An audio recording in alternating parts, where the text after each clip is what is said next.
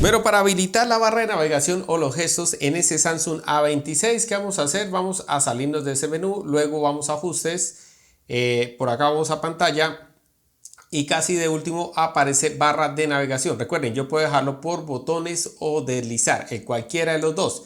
Sencillamente recuerden que si lo dejan por botones pueden hacer alguna modificación, cambiar el sentido y en gestos pueden aumentar o disminuir la sensibilidad.